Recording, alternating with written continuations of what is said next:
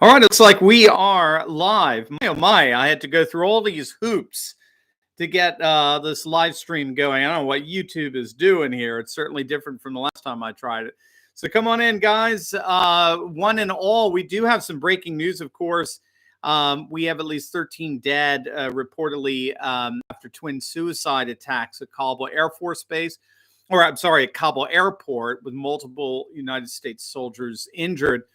It is but the latest fallout of bumbling Biden's Afghanistan disaster. And we haven't done a live stream in a while now. So I thought, let's do it. Let's talk about this live. So come on in, guys. Good to see you all. Yeah. Hey, gang. Hey, Stephanie. See it. Hi, Steve. Hi, Stephanie. Good to see you. Sandy. Yes. Good morning to you as well. Come on in, gang. One and all. Excellent. Wow. All right. We almost had 1,000 coming on in. Excellent. I want to talk to you about what's going on in Afghanistan, because I think the more I'm reading about, the more I'm assessing what scholars are talking about it around the world. We really are seeing the world change right before our very eyes. And if you don't believe me, all you have to do is avail yourself of the latest article by the godfather, the intellectual godfather of globalism, and that is Mr. Francis Fukuyama, the founder of the end of history thesis, who basically argued in the 1990s that we were going to see an unparalleled future of American-led globalism and Brussels, EU-led globalism around the world, and that was inevitable, and there was no stopping it. The only thing that was stopping it was another kind of globalism, which was Soviet globalism, and that ended on December 25th, 1991. He is now saying that end of history that he theorized back in the 1990s should have been the end of the globalist order. He actually believes that the globalist order that he thought was going to flourish without end it's now dead. And we need to talk about that. That is huge. Of course, we've been arguing that now for the last 4 years on this channel. But now we have the godfather of globalism, the intellectual godfather himself, coming out and saying precisely that we are seeing nothing less in the fall of Kabul. We are seeing nothing less in the fall of an American-led globalist order. So we've got to talk about that. Before we dive in, gang, make sure I put the link down below. Make sure to click on that link below today and sign up and register for our brand new Conservative Patriot Live virtual events on September 3rd and 4th. You're going to love it. Thanks, George Soros. I'm running the country now, fools. I love it. And you only gave me $2. George, come on, man. You got tons. What's going on here? All right, we got our brand new Conservative Patriot Live virtual event September 3rd and 4th, where I and several special guests are going to teach you how to build a society completely free from all things woke and experience, once again, a nation that we all know and love. Parallel structures, gang. We talk about it all the time on this channel. Parallel banks, parallel finances, parallel news, parallel employment, so that you're no longer dependent upon a woke economy and a woke world. The best part is it's a virtual conference, so you don't even have to leave the comfort of your own sofa. Click on the link below right now to sign up, get your tickets, because ticket prices are about to go up. Keep in mind, it's a week, right? It's a week from this weekend. So ticket prices are about to go up. This is your last chance to get discount prices. And we're just a week from the event. Ticket prices are going up. So make sure to click on that link below for what remains of those discounted prices. You're going to love this virtual conference. 2 days, 2 full days. We get into precisely what you can do to help build a parallel society totally free from all things woke. Do not feel in the least like you are helpless here. We can do something. And there's a lot you can do. And that's what those full 2 days are going to be devoted to. So don't wait. Click on that link below. Register now for our new Consider Patriot Live, September 3rd and 4th. Get ready to help build a society free from all things woke. You're going to love it. All right, gang, let's dive in here. So here's what we know so far. I just have up here the New York Post. Twin suicide attacks outside Kabul's airport. left 13 dead, including children. At least 3 U.S. soldiers have been wounded. Dozens of others have been wounded. Taliban officials have confirmed, so the Taliban are in charge, no question. The first explosion occurred outside the international airport's Abbey Gate there in Kabul, the airfield's main entrance gate, when a bomber reportedly detonated a suicide vest just hours after we got an ISIS terror attack warning. We'll talk about ISIS in a moment. A second blast was reported soon after outside nearby Barron Hotel in what the Pentagon is describing as a complex attack. In other words, it was coordinated. The Taliban have confirmed at this point that we're seeing at least 13 people, including children, dead. And they were killed. Many guards were injured. Many people were injured, including U.S. servicemen. So this is huge. At least 3 U.S. troops were injured. It does look one seriously, and so this was a coordinated attack. Now we knew this was going to happen. We all knew this was going to happen. The tens of thousands stranded at Kabul, the airport there, they're all sitting ducks for a terrorist attack. We all knew that remnants of ISIS were making their way towards the airport in the midst of this chaos. Keep in mind, ISIS and the Taliban are not friends, right? You guys know that. ISIS is a Sunni supremacist organization. Taliban are Sunni as well. About 85% of Muslims are Sunni. But the ISIS organization was a Sunni supremacist organization. I mean, they killed Shiites just as much as they were killing Christians. They killed unfaithful Sunnis who worked together with Shiites. So the Taliban are absolutely friendly with Shiites, particularly with the Shiite regime in Iran. So Iran supports them. They support Iran. They do not support ISIS. So regardless, this has not stopped ISIS, presumably, right? If this is ISIS, this has not stopped ISIS from penetrating into what is, by all accounts, an utterly chaotic Afghanistan. Now, as I'm going along here, if you guys do have any updates on the current situation, please feel free to put them in the chat. We'd love for those live, IRL, as it were, updates as I'm going along here. But what I want to do is I want to talk about the ramifications we can expect from this, because I think they are unbelievably significant. I mean, literally unbelievably significant. So let's start with the most pathetic element here, and that's, of course, bumbling Biden. I don't think, first and foremost, I do not think we're going to be seeing any kind of retaliation on the part of the United States. That ship has sailed. Okay. I don't see us. How do we go back into a theater that we've been putting so much energy trying to exit out from? The whole thing is we all want out. We all want out. That's all Biden has been saying. We all want out. Of course, he had 8 years to do that with Obama and didn't. It was President Trump that secured the timeline for us to get out. Actually, Obama extended the timeline. It was supposed to be in May.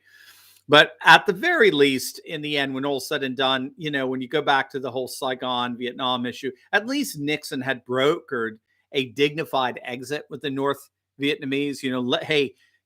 We'll get out, but let us get out of here with dignity, or at least some semblance of dignity. Here, I mean, my God, gang, this is Biden's disastrous incompetence working itself out.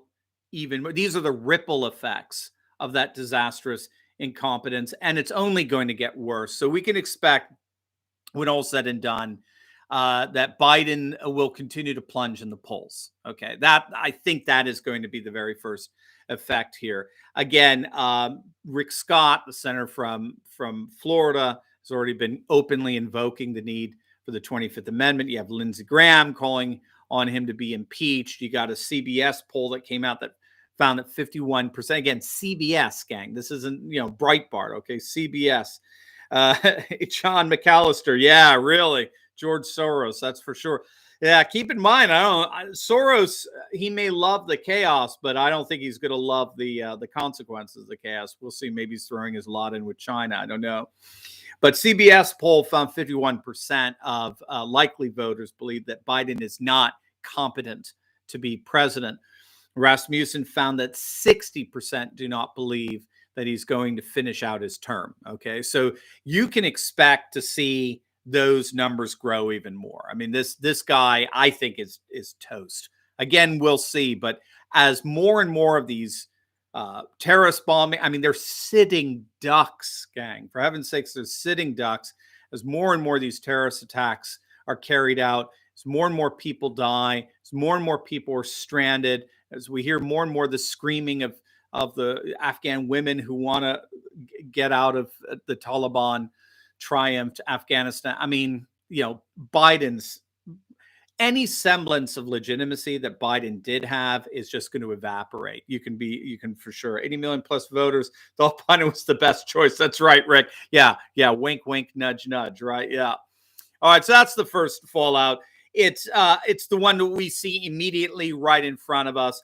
Biden is toast. Second fallout, I do believe, again, we'll have to see how this plays out, but the second fallout is you can expect that the Democrat agenda is dead for the foreseeable future now. It may be dead all the way into the midterms when the Republicans have their landslide victory, which seems almost inevitable at this point. I don't think any shenanigans are going to stop that. We'll see. I'm keeping an eye on California to see what they're doing to Larry Elder here. With Gruesome Newsom. By the way, that's our video for the day, our edited video for the day today on Newsom absolutely panicking over the recall. It's really fascinating to see. But I think you could kiss goodbye infrastructure bill at this point. I think you can kiss goodbye any kind of, election takeover bill that the House just passed. I think you can kiss goodbye so much of what's going on with Biden. The one thing you don't have to kiss goodbye, apparently, is him getting his judges appointed, because Lindsey Graham isn't doing shit to stop it, as Tucker Carlson so wonderfully showed us. So Lindsey Graham is just he's just, oh my gosh, we'll talk about a neocon par excellence. So anyway, I do think, nevertheless, even vax passports, these are going to be really, really hard to enforce when the number one top dog Democrat looks so pathetically incompetent and is so pathetically weak and unpopular. So I think that is going to be the second ramification, is that this explosion in Kabul is a symbolic of an explosion of the Democrats' ability to be able to get their any kind of agenda passed. But the third one, and this is the big one, this is the one that we all need to really be looking at here. The third one, gang, is, and we've been talking about this all week. Biden's a few days' time. Yeah, that was 5 days ago. There you go. That's right. Well said. The third ramification here is, I think this underscores in dramatic and horrific fashion the complete implosion of the American-led, Brussels-led globalist world order. And if you think I'm exaggerating here, you need look no further than the recent comments from the prince of the globalist world himself, the chief intellectual philosopher behind globalism, and that is the one and only Francis Fukuyama and his end of history thesis.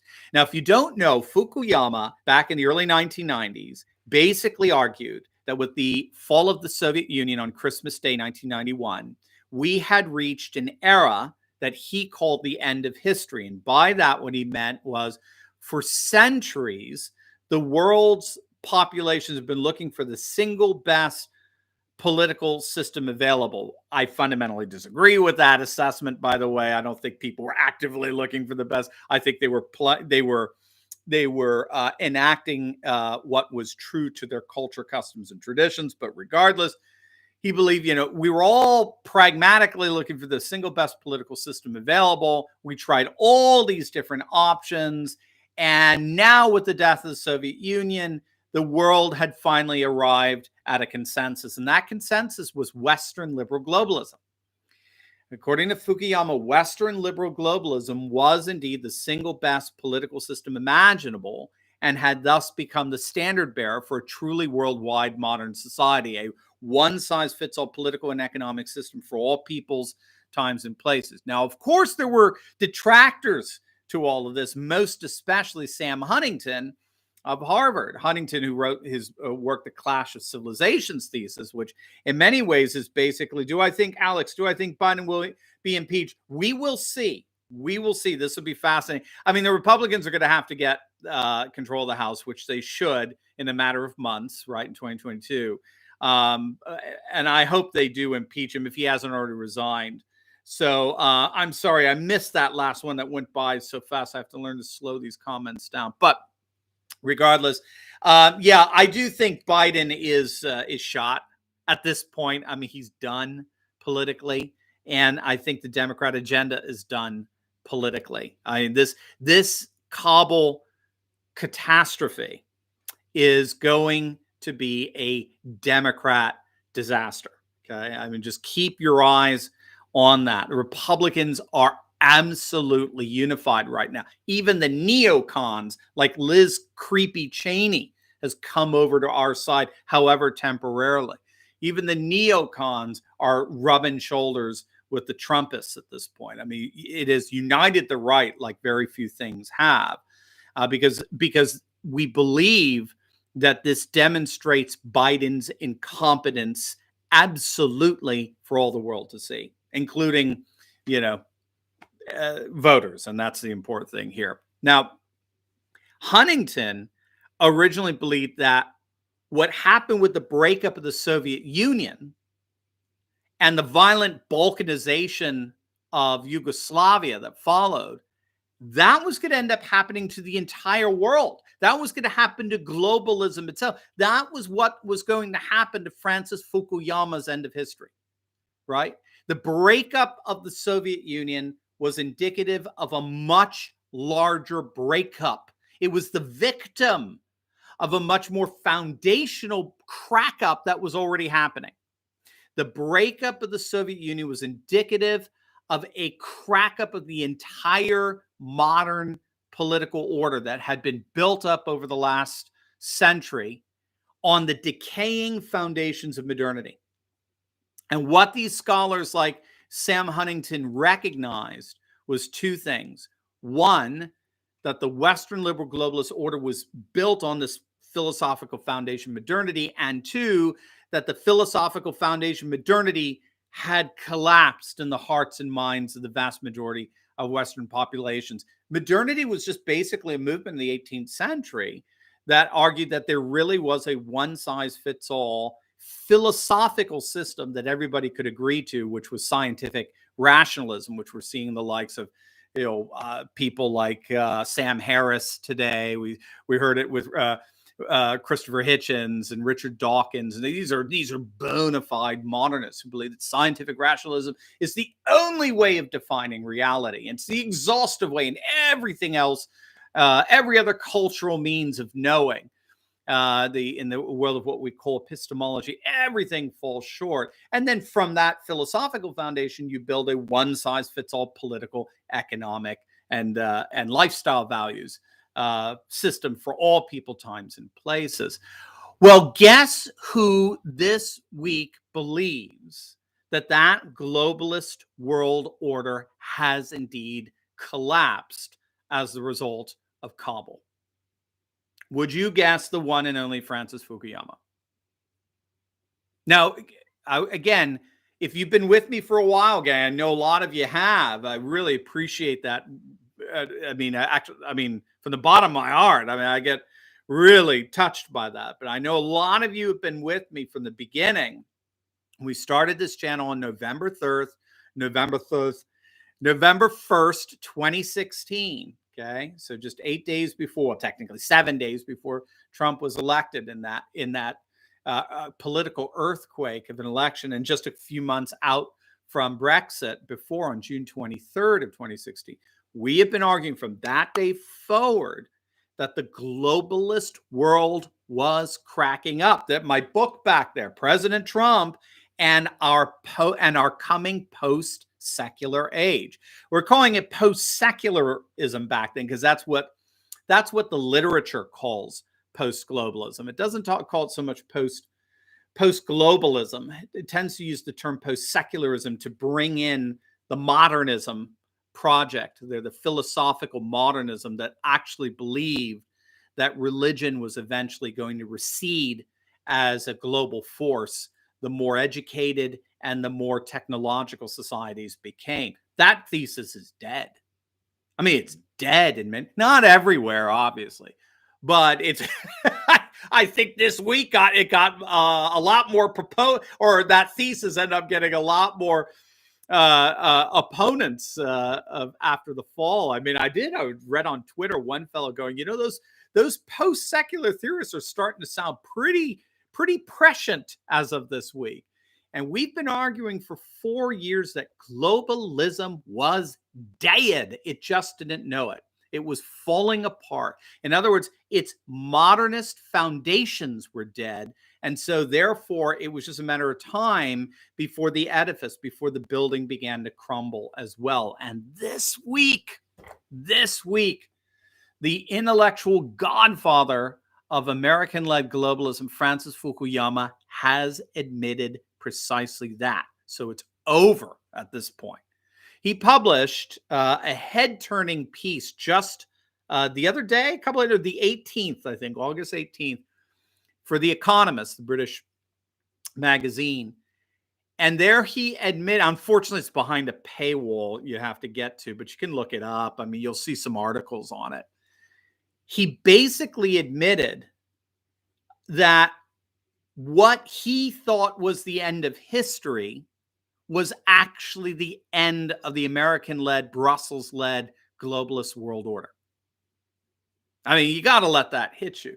He now realizes that the world of tribe, the world of nationhood, the world of custom, culture, tradition, religion, that world is surging like never before. And the globalist world order that tried to cement over all of that with a one-size-fits-all mall of, liberal values and globalist politics and the like, that world is dead. It's collapsed. It died in Kabul. And one of the reasons he points to, and you're going to find this really interesting. Wow, all right, 5,500 people. Hey, guys, come on in. Welcome. Just in case you didn't know, make sure while you're here, sign up for our new conservative Patriot Live virtual event on September 3rd and 4th. Let me throw a plug in there. We got the link down below. If you want to learn how to help build a parallel society that's already happening quite organically, if you want a parallel society free of all things woke, that's what we're going to cover over those 2 days of this virtual conference. You don't even have to leave the comfort of your own couch. Make sure you click today because prices are about to go up. September 3rd and 4th is next week, if you can believe it. Prices are going up. If you want to get those discounted prices, click right now, and you're going to love this event. You're definitely going to want to sign up for it. Tell a friend, too. We would love everyone to be there. All right, so it's so fascinating because in the end, he says, we're cracking up because, how do I put this? We are no longer a world defined by ideology. We're a world now defined by identity. You might want to write that one down. We're no longer a world defined by ideology. We're a world defined by identity. The culture war for Fukuyama, and I think he's right in this, has moved here in the United States from taxes and school prayer and abortion. It has moved now to virtually every aspect of social and cultural life. Now today, even with the advent of CRT, critical race theory, now today, even kindergarten is controversial, right? And with the whole vax mandates and so forth, now even health is controversial. And at the heart of this struggle is the struggle of this cultural battle is the struggle of American identity. What does it mean to be American, and who gets to define this? And behind this is this massive rift that's been opening up between the exurban rural populations of our nation and the cosmopolitan urban populations of our nation. And the two have developed fundamentally different values. The exurban rural is in many ways is still a pre-modern value system. Christendom still exists in our urban areas, what scholars call our mid-American radicals. In Iraq, one of the families saw my mother die. JC, yes, JC. I know it's so tragic. Talking about JC's talking about who from Holland, who's seen, obviously, I'm assuming through NATO, saw some family members lose life and limb. And absolutely, when we're talking about sort of the death of the globalist world order, one of the I mean, again, the idea is ideology is clean and history is bloody. And one of the things we got to enjoy was globalism collapsing at Nancy Pelosi's expense and Hillary Clinton's expense and the bullies in Brussels' expense and the like. That's when it was, as it were, it was fun. This is the tragic part of it. The tragic part of a really what we would consider a very necessary thing of getting rid of this crazy globalism. And the tyranny that just naturally is a part of it, but the messiness of what happens when it does collapse can oftentimes be utterly devastating and horrifying. And there's just no words to describe, and we certainly don't want to make light of it either. But returning to Fukuyama, he believes, and this is key, and then we'll wrap this all up here. Fukuyama believes that this cultural rift between what it means to be American and American identity is rooted in a deeper rift of the rural populations versus urban populations. And really, when all said and done, the bottom line is, you ready for this? It's really, really interesting. Inside this rift is more and more this clash between rural folk, the mid-American radical, and the globalist folk, the permanent political class supporters in our urban cosmopolitan area. So it's this clash between the people versus political class, ordinary Americans versus oligarchs, nationalists versus globalists. And here's the key. As America is going through this clash, here it is. And again, in many ways, none of us saw this. And it's the godfather of globalism who found this. So here it is. The bottom line. America cannot hold this world together anymore because America cannot hold itself together anymore. That's the bottom line. That's what Fukuyama is arguing. America cannot hold a globalist world order together anymore because America cannot hold itself together anymore. And that is the reason that Fukuyama, the intellectual godfather of the American globalist order, cites as the primary reason the globalist order is collapsing right before our very eyes via Kabul. Kabul is the center of the fall of Babel, of this globalist Babel that we're seeing. America cannot hold the world together anymore, a world that's dividing up among tribalized, neo-tribalized identities. That world cannot be held together by American globalism anymore because America cannot hold its own tribalized problems together anymore here at home. And that's so basically America's domestic failures are resulting in the collapse of globalism. Now, of course, I'm not being Pollyanna. They're going to still, the bullies in Brussels are going to still act like globalism is the norm and in charge. And Washington, D.C. and the Biden administration and circle back Psaki are going to still pretend that globalism is in charge. And the UN is still going to pretend that globalism is in charge. But Make no mistake, even the intellectual godfather himself, Francis Fukuyama, is admitting it's over, gang. It's done. We are moving into what we call in this channel a new conservative age. And that by conservatism, we mean traditionalism. It is a world that is going back to nation, culture, custom, tradition, what Michel Mafusoli referred to as neo-tribalism. That is increasingly the world around. Even China, with all of its globalist ambitions, is doing it all in the name both of a renewed Confucian revivalism going on within China and a renewed sense of radical nationalism to overcome the era of humiliation, as they call it, basically a 100-year era of humiliation. They are basically trying to reconstitute the Asian Pacific in pre-humiliation terms. Check out our video yesterday that we did on whether Taiwan is next. Everyone is going back. Everyone is returning to nation, culture, custom, tradition, tribe, ethnicity, race. That is the new world.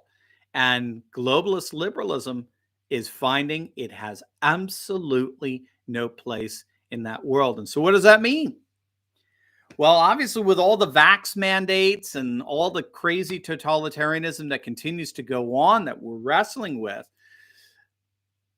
make no mistake, the fall of Kabul means the fall, not just of Biden, but nothing less the whole of the globalist world order and its totalitarian tendencies, at least in terms of the permanent political class, the expert class that apparently has alone the expertise and the competence to run this highly technocratic, complex globalist society. They're collapsing as well. They're all falling apart as we speak.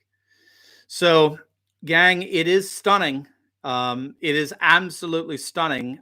I will admit, I never thought it would collapse this quick. And I've always tried to say, to encourage all of us, especially with all the shenanigans going on, you know, in the polls and so forth, with we're seeing what going on with the California recall and the like, and everything they're throwing at Larry Elder and so on, who may very well win. The blowback against the backlash against Newsom is stunning. But I've always said, remember, governments are incredibly brittle. Just like we saw with the Soviet Union or the Eastern Bloc, they collapse very quickly. They're like a house of cards. When they fall colossally, right? And I think we just saw, astonishingly, the colossal fall of globalism in Kabul and the Kabul catastrophe.